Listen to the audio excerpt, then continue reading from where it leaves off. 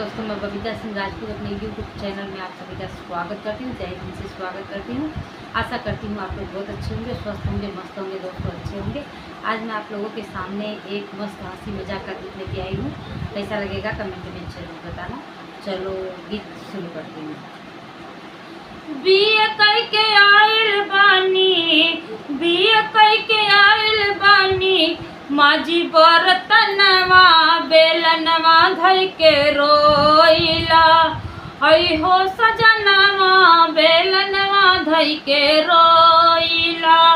ए हो सजनवा बेलनवा धई के रोइला। बिया कई के आइल बानी, बिया कई के आइल बानी, माजी बरतनवा बेलनवा धई के रोइला। ऐ हो सजनवा बेलनवा धई के रोइला। आ हो सजनवा बेलनवा धई के रोइला।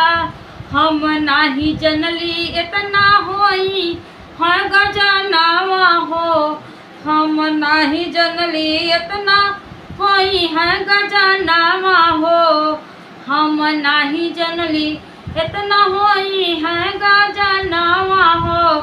ससुरे में सास रोज दई है ओ रहनवा हो, ससुरा में सास रोज दई है ओ रहनवा हो। पापा हमरे दिहले बाड़े, पापा हमरे दिहले बाड़े, बहुत खजनवा बेलनवा धई के रोइला।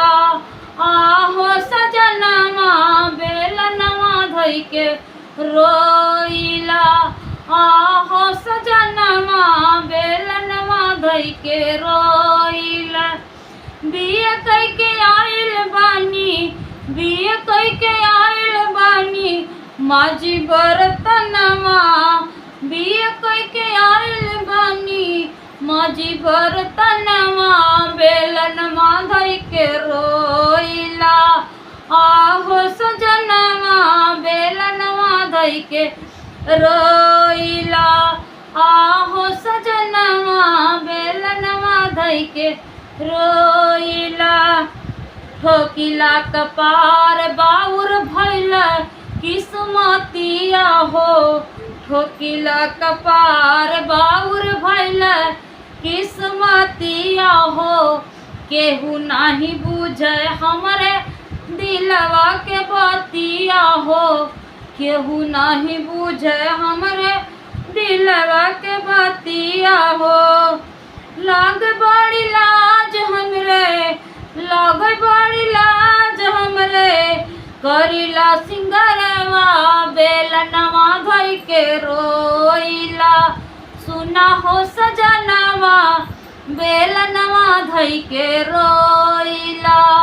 सुना ये सजनवा बेलनवा धई के रोइला। करी जब सिंगार हम लाज लागे हमरे, करी जब सिंगार हो बेलनवा धई के रोइला। आई हो सजनवा बेलनवा धई के रोइला। बिया कई के आइल बानी, बिया कई के आइल बानी, माजी बरतनवा बेलनवा धई के रोइला। आई हो सजनवा बेलनवा धई के रोइला। आई हो सजनवा बेलनवा धई के रोइला। Thank you.